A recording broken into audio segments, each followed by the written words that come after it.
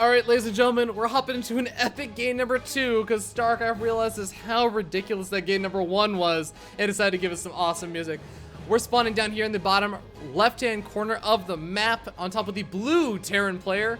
Representing Team Invasion Esports, give it up for majOr.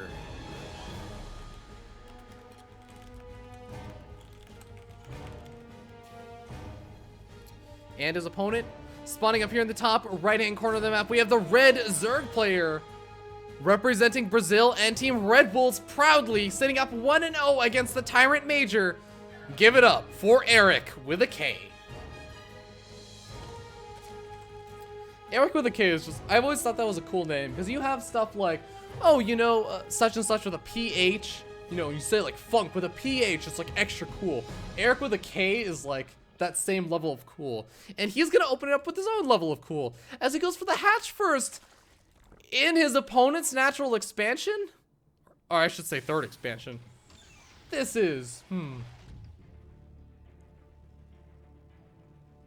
This is so awkward. This is really weird.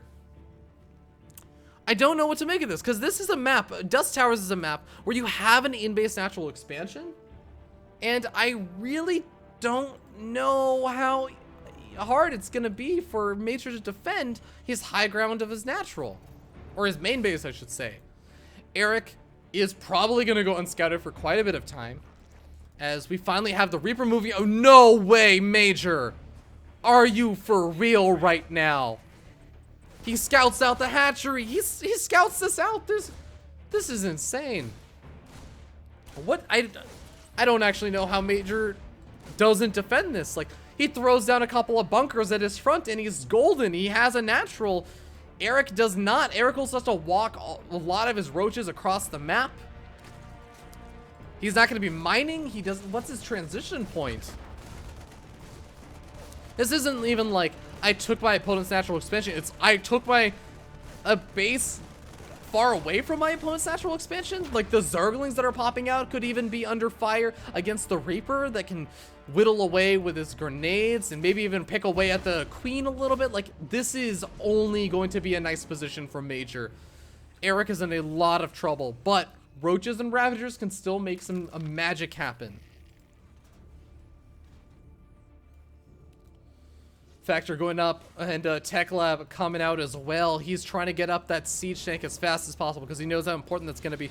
Keeping that Reaper alive is also going to be a really, really nice help, but you have to be careful. You might be thinking, oh, we can throw down the grenades and knock units away from this wall and everything. You do have to be careful because you can use the Reaper grenade and knock your opponent's units onto the other side of your wall. And throwing it on the low ground, I really like that because you cannot knock units over a ramp, so he is safe in, if he throws them on the low ground, and he'll continue to do little bits of chip damage over there.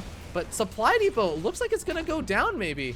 So really nice picking away over there by Erik, and he may have an opportunity soon to walk past this bunker. Even that siege tank got to be a little bit careful because the medevac is not out just yet. Oh, some really good corrosive bile shots.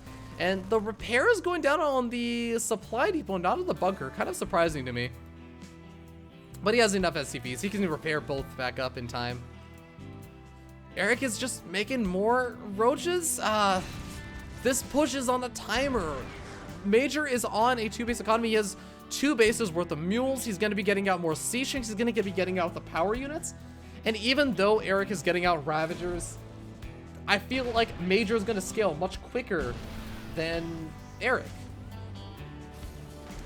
Well, here comes some of that medevac siege tank micro. Enjoy it while you can, ladies and gentlemen, as Erik having a lot of trouble pushing up. Look at the damage on those roaches. It's not even close. majOr holds without a single problem. Almost every single roach goes down. Units lost tab, 5 SCVs, sure, 7 roaches.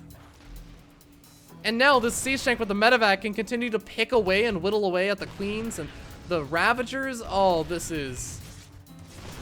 How does this go well for Erik? How? I ask you. The Ravager's going down. Looks like majOr is going to be able to tie up the series 1-1, taking victory in game number 2.